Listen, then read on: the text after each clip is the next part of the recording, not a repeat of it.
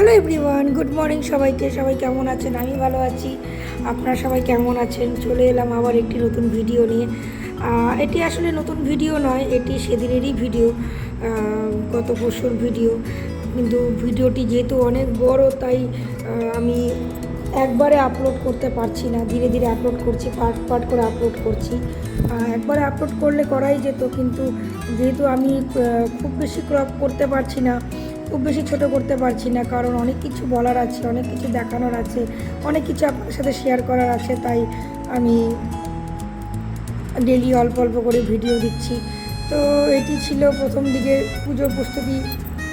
প্রথম দিকে সিঁদুর দেওয়া, দরজায় প্রতিটি দরজায় সিঁদুর দিতে হয়, এটি নাকি নিয়ম। তো সেইভাবেই শুরু হলো পূজা। আমার গলা অত্যন্ত খারাপ হয়ে গেছে, গলা বসে গেছে, না জোরে কথা বলতে পারছি না, উলুধ্বনি দিতে পারছি, শঙ্খ দিতেও কষ্ট হচ্ছে। বোধহয় ওয়েদার চেঞ্জের জন্য গলাটা ব্যথা করছে।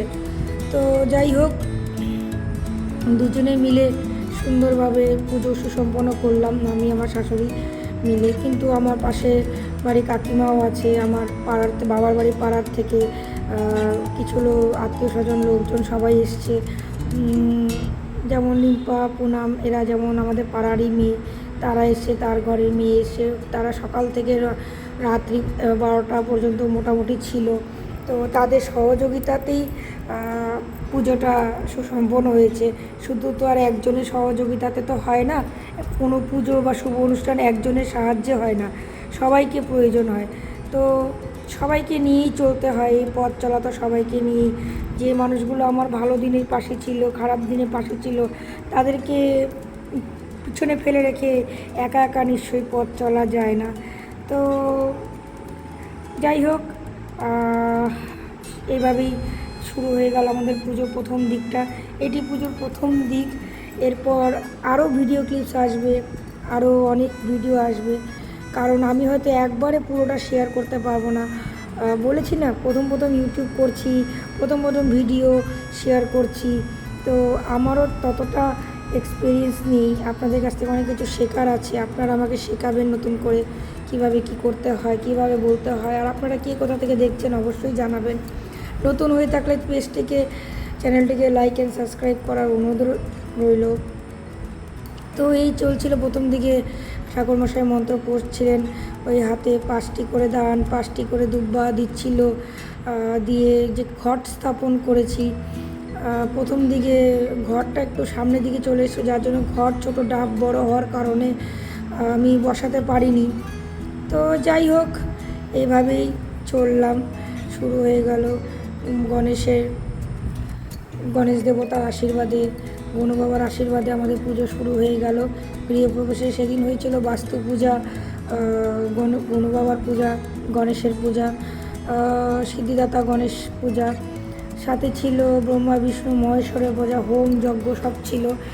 রাত্রে আমাদের খাওয়া দাওয়ার আয়োজন হয়েছিল। খাওয়া দাওয়ার ক্লিপস আর নেওয়া হয়নি, কারণ ততক্ষণে চলে গেছিলেন আমাদের ক্যামেরাম্যান, তারও আরও কাজ ছিল, আরও একটি জায়গায় ফটোশ্যুটের কাজ ছিল, যার জন্য সে বেশিক্ষণ সময় আমাকে দিতে পারেনি।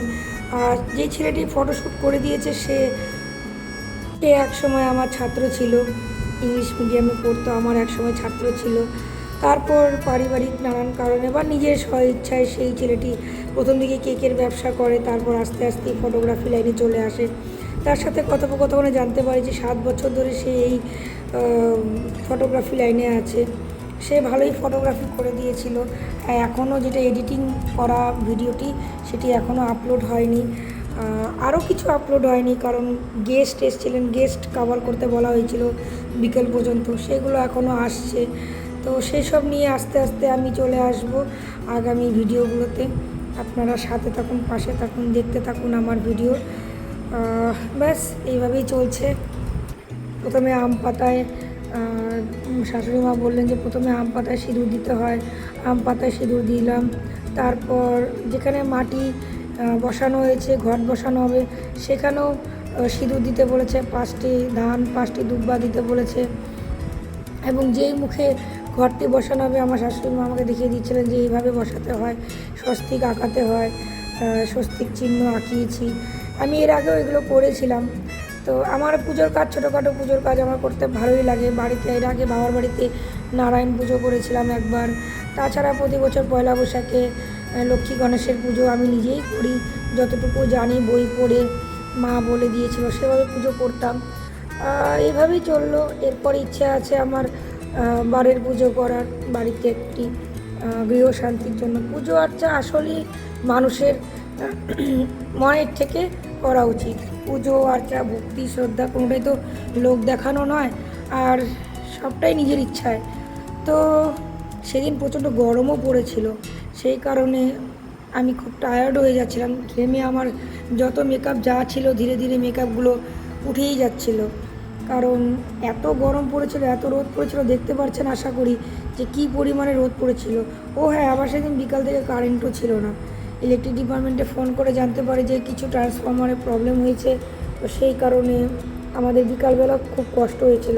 বাড়ি ভর্তি লোকজন, গমগম, তার মধ্যে কারেন্টও চলে গেছিলো। তখন আমাদের ঘরে যজ্ঞ হচ্ছিল, তো একটু অসুবিধা হয়েছিল। 1-2 ঘন্টা পর এসেছে কারেন্ট, একটু অসুবিধার সম্মুখীন হতে হয়েছিল, কিন্তু সমস্ত রকম বাধা বিপত্তি দূর করে আপনাদের আশীর্বাদে আমি ঘরে প্রবেশ করেছি।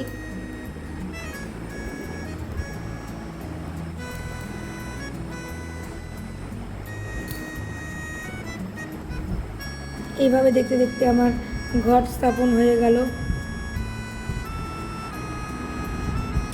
তারপর কিছু নিয়ম ছিল। ওই দেখুন পিছনে ছোট বাচ্চাটি খেলছে, ও আমার বাড়িতে প্রায় দিনই থাকে।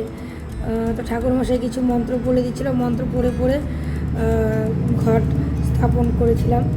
তারপর বলেছিল এখানে আমার হাজব্যান্ড থাকলে খুব ভালো হতো। এটাই হলো আসল রিচুয়াল, যেখানে ঘরে প্রবেশ করতে হয়, তো যেখানে জোড়ার খুব প্রয়োজন। হ্যাঁ, যদি বিয়ে না হয় তাহলে ব্যাপারটি আলাদা, কিন্তু বিয়ে হয়ে গেছে যেহেতু, তাই হাজব্যান্ডকে খুব দরকার, কিন্তু ও তো ছিল না, তাই আর কি। এখানে কুলো নিয়ে, কলসি নিয়ে, হাতে মাছ নিয়ে ঢুকতে হয়। তো যাই হোক, সময়ের সাথেই চলতে হয়। সময় আমাকে যেভাবে নিয়ে যাবে আমাকে তো সেভাবেই যেতে হবে। তো এভাবে আমি ঘরে গৃহ প্রবেশ করলাম। বললো প্রথমে বাঁ পা দিয়ে ঢুকতে হয়, তো বাঁ পা দিয়ে ঢোকার সময় মন্ত্র বললো, মন্ত্র পড়ে ঘরে ঢুকে পড়লাম। ব্যাস হয়ে গেল আমার গৃহ প্রবেশ। আরও রিচুয়ালস আছে, আরও ফটো ভিডিও আছে, কিন্তু রাত্রের দিকটা আমার যখন আমার পাড়ার লোকজন বা বাবার বাড়ির লোকজন, আমার শাশুড়ির পরিচিত কলিগরা সবাই এসেছিলেন, এবং আমি যেখানে থাকি সেই আশেপাশের লোকজন যখন এসেছিলেন, সেটির আর ভিডিও ক্লিপ করা হয়নি, কারণ বললাম না চলে গেছিলো ক্যামেরাম্যান। তো সেদিনকার খাবারের মেনুতে ছিল আমাদের ফ্রাইড রাইস, আলুর দম, পনিরের তরকারি, শাহী পনিরই ছিল, আর সাথে ছিল দই, মিষ্টি, চাটনি ও জলের বোতল।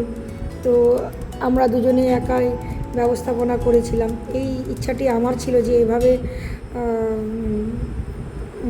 খাবার আয়োজন করব, তো এভাবে আমরা খাবার আয়োজন করেছিলাম। এরপর চলে এলাম দুধ উতলাতে। তো আগে গ্যাস পুজো করতে হয়, তো আমাকে কাকু বলে দিল, আমি ঠাকুরমশাই বলি যাকে, উনি আমাদের শ্বশুরবাড়ি পারিবারিক ঠাকুরমশাই, উনি আমাদের পরিবারে কালী পুজো করেন। এরপর আমি আমাদের বাড়ি কালী পুজোর ভিডিও আপনাদের সাথে শেয়ার করব। আমি বিয়ে করে আসার পর থেকে ওনাকে আমি দেখতে পাচ্ছি আমাদের বাড়ির কালী পুজো উনি করেন। তো ওনার মন্ত্র জাপ এত সুন্দরভাবে বলে, তো যার জন্য আমার খুব ভালো লাগে। তো আমার একটা ইচ্ছা ছিল ওনাকে দিয়ে আমি গৃহ পূজা করাবো, তো সেই ইচ্ছাটি আজ আমার পূরণ হয়েছে। যখন আমি ব্যাঙ্গালোরে ফ্ল্যাট কিনেছিলাম তখন আমি বলেছিলাম যে তোমাকে দিয়ে গৃহপ্রবেশ করাবো, তো তখন উনি ব্যাঙ্গালোরে যেতে পারেননি। তখন আমার ভাইয়ের পরীক্ষা ছিল, মাধ্যমিক দিচ্ছিল, তো ওনার ছেলে আমার ভাই। তো এখন সেটি ঠাকুরের কৃপা সুসম্পন্ন হয়েছে। এরপর আমার মামা চলে এসছে, মামনির সাথে দেখা করালাম, ঠাকুরমশাইয়ের সাথে দেখা করালাম, সবার সাথে উনি গল্প গুজব করলো।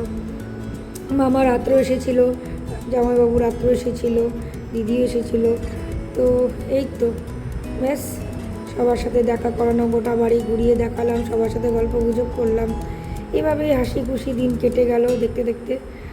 আরও সামনে আগামী দিনে ব্লগ আমি নিয়ে আসব, দেখতে থাকুন, সাবস্ক্রাইব করতে থাকুন। চ্যানেলটিকে লাইক কমেন্ট শেয়ার করার অনুরোধ রইল।